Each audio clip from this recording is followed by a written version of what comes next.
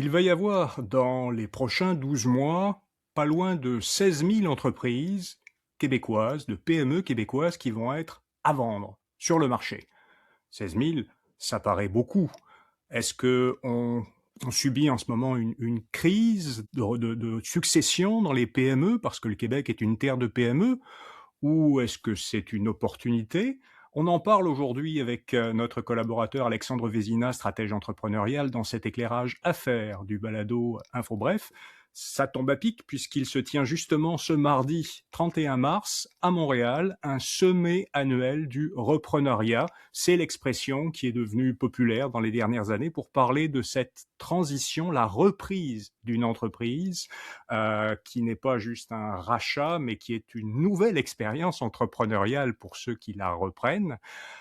Alexandre, 16 000 entreprises, 16 000 PME, il me semble qu'il y a au Québec à peu près 100 000 entreprises qui ont plus qu'un employé ou plus qu'un associé, parce qu'il y a évidemment beaucoup d'entreprises qui sont juste des sociétés de gestion ou bien des travailleurs autonomes qui sont incorporés. Alors oui, ce sont techniquement des entreprises, mais pas des entreprises de même nature. Là, quand on parle d'entreprises qui sont à vendre, habituellement, c'est qu'il y a quelque chose à vendre. 16 000, ça paraît beaucoup.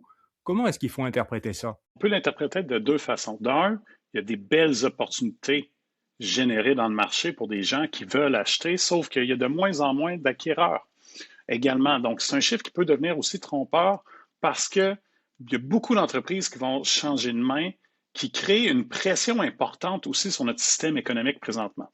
Donc, c'est une dynamique qui fait en sorte qu'on a beaucoup d'entreprises, beaucoup de générations d'entrepreneurs, des baby boomers, etc., qui sont plus dans une étape de vouloir vendre et céder leur entreprise, tandis qu'on a des jeunes qui veulent peut-être reprendre des entreprises aussi seuls ou de façon collective, mais on a beaucoup moins de repreneurs qu'il y a de vendeurs.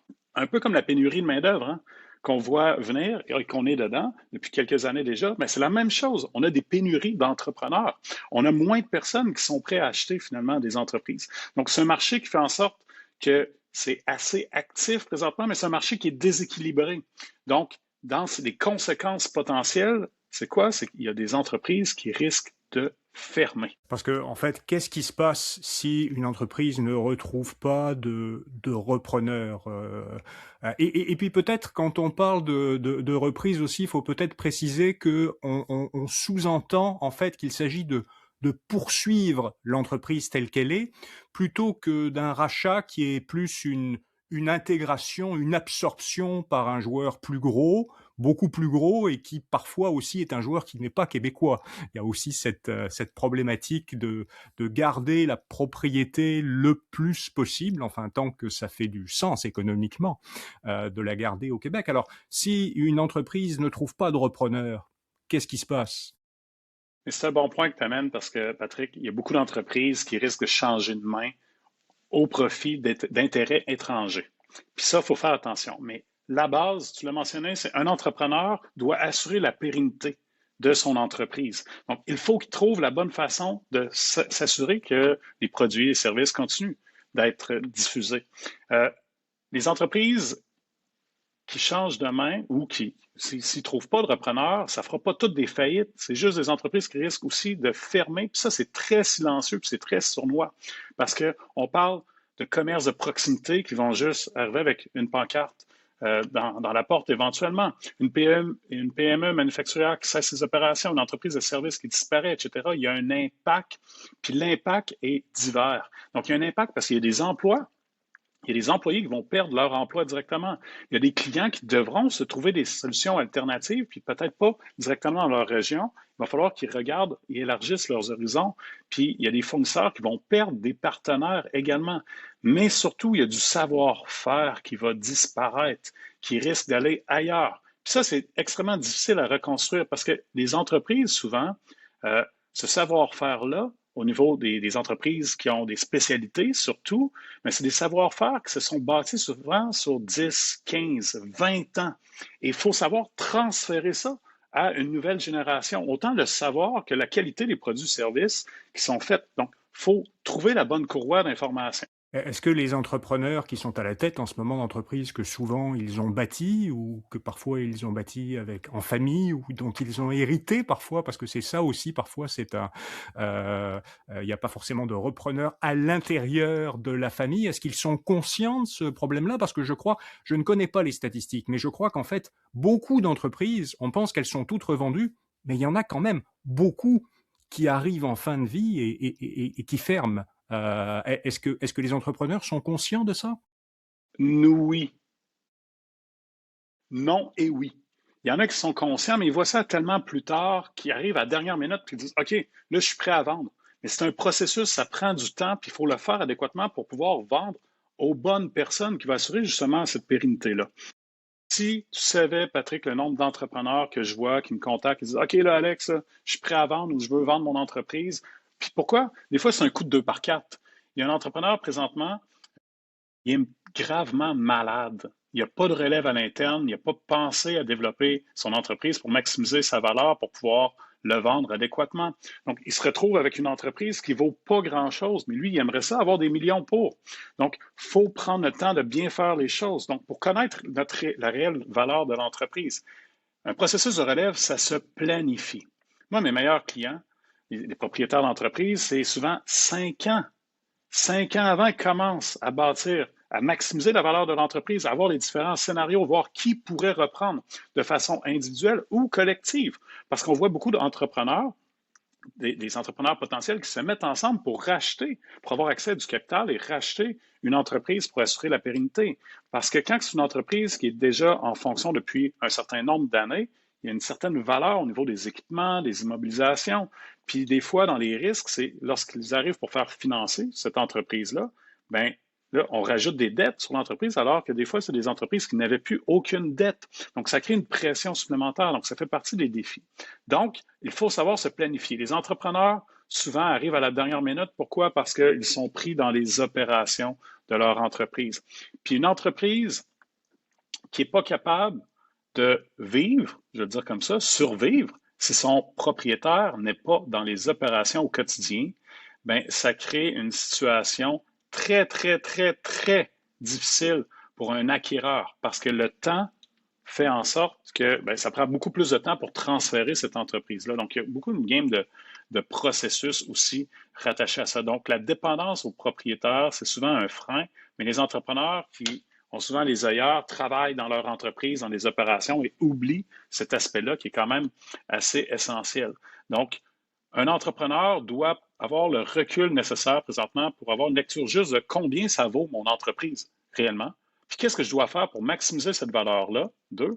Et de 3, quel type d'individu pourrait racheter? Parce que des fois, ça peut être des employés à l'interne, des fois, ça peut être dans la famille, des fois, c'est des partenaires, des clients, des fournisseurs, etc., ou carrément des concurrents. Donc, c'est de regarder, puis de voir, puis d'analyser qui pourrait racheter mon entreprise, puis de façon stratégique, puis de commencer à semer des graines. Il ne faut pas attendre trop tard, sinon ça va être très compliqué.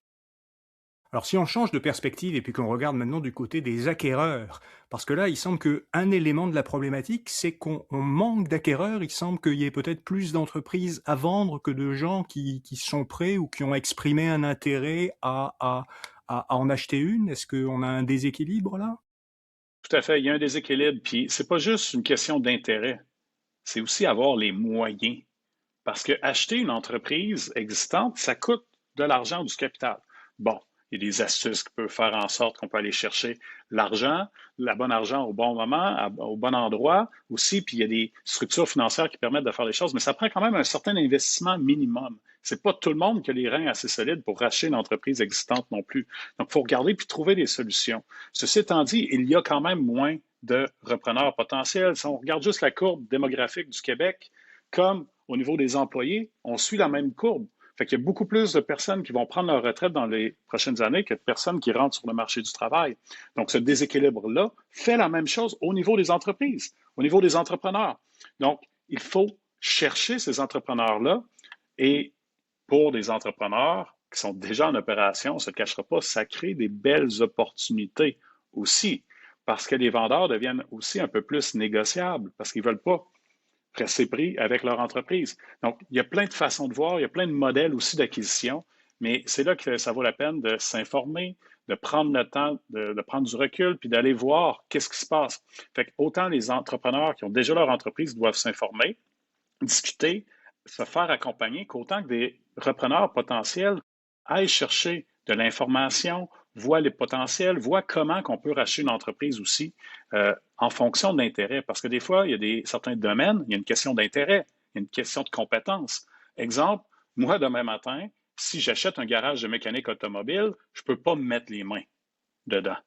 Je ne peux pas aller faire un changement d'huile. Je n'ai pas les compétences pour pouvoir le faire. Oui, ça s'apprend, mais je n'ai pas les compétences pour ça. Donc, ça va en fonction aussi de notre niveau d'intérêt, de nos formations, nos compétences.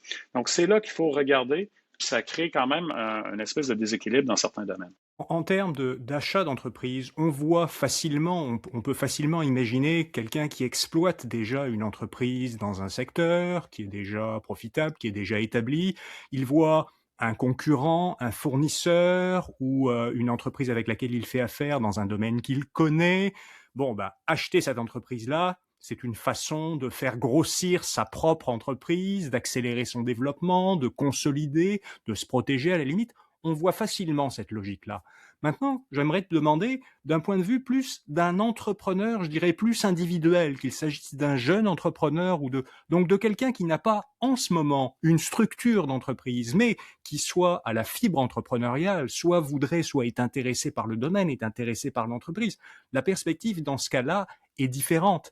Est-ce que c'est intéressant? Est-ce que c'est quelque chose à considérer? Ou est-ce qu'il vaut mieux lancer sa propre entreprise de son côté? Comment est-ce que tu vois ça? Démarrer de zéro une entreprise, c'est sûr que ça nécessite moins de capital. Puis ça nous met dans un mode apprentissage, mais on est plus tout seul aussi, puis c'est très difficile les premières années. Donc, quand on rachète une entreprise existante, c'est comme si on gagne des fois 5 ans, 10 ans, 15 ans d'expérience en affaires, parce que bâtir une structure, ça prend du temps. Donc, d'acheter une entreprise qui est déjà en fonction, qui fonctionne déjà super bien, qui est viable, qui est rentable, mais ça permet d'aller juste plus loin et plus rapidement. Oui, il y a un coût d'investissement, mais si on a le bon profil, on est capable d'analyser le tout adéquatement, puis on trouve la bonne entreprise pour nous, on s'entend avec le propriétaire, bien, ça nous permet d'aller beaucoup plus loin, beaucoup plus rapidement aussi. Ce que je retiens, c'est qu'autant du point de vue du vendeur que de celui de l'acheteur ou de l'acheteur potentiel, il y a un travail à faire là, il y a une planification, ça prend du temps. Tout à fait. Il faut faire les choses adéquatement. Puis, tu sais, souvent, moi, ce que je répète aux entrepreneurs, puis même à des acquéreurs potentiels, c'est l'urgence de prendre son temps. Hein? Donc, il faut faire les choses adéquatement. Quand on saute des étapes, c'est là que ça ne fonctionne pas. Moi, dans les dernières années, Patrick, tu sais, je suis un entrepreneur à la base. J'ai regardé pour racheter, parce qu'il y a des belles opportunités sur le marché. Puis encore, je suis en négociation pour racheter les parts d'une entreprise présentement. Et c'est tout le temps la même affaire. L'entrepreneur pense que son entreprise vaut beaucoup plus parce qu'il y a un lien émotif, hein, rattaché à ça. Mais il faut revoir les bases puis la structure. Ce n'est pas tout le monde qui peut racheter une entreprise. Sauf que, pourquoi je te partage cette histoire-là? Je me repose à chaque fois la question. Est-ce que je démarre une entreprise dans tel domaine ou je préfère en acheter une déjà existante? Déjà existante. Je fais tout, à chaque fois, j'analyse les différentes options, puis etc. Puis dans les dernières années, je recherche tout le temps des entreprises existantes parce qu'il y a beaucoup plus d'avantages que d'inconvénients, mais ça prend la bonne entreprise qui a su maximiser chacun des éléments de son entreprise pour assurer la pérennité puis pour s'assurer que ça se vende beaucoup plus facilement. J'aime mieux payer plus cher une entreprise qui est bien structurée qu'une entreprise que je vais devoir redresser et remonter de A à Z. Et vous, est-ce que vous êtes impliqué dans une entreprise qui pourrait avoir besoin de repreneurs ou est-ce que vous avez participé à ce genre d'expérience-là dans le passé? Si vous avez l'occasion de poster des commentaires dans YouTube, Spotify ou une autre plateforme liée à cette vidéo ou cette capsule, n'hésitez pas. Merci beaucoup Alexandre. On te retrouve lundi prochain, lundi 6 avril, en fin de journée. Ce sera lundi de Pâques, mais on se mettra une capsule en ligne en fin de journée que vous pourrez aussi écouter bien sûr le lendemain. D'ici là, comme tous les matins, InfoBref vous retrouve pour vous donner l'essentiel des nouvelles en 5 minutes dans son infolettre InfoBref Matin ou son bulletin de nouvelles audio dans le balado InfoBref Actualité et Affaires. Vous trouverez les liens dans les notes de cet épisode ainsi que les liens vers le site d'Alexandre Vézina. Merci beaucoup, à très bientôt.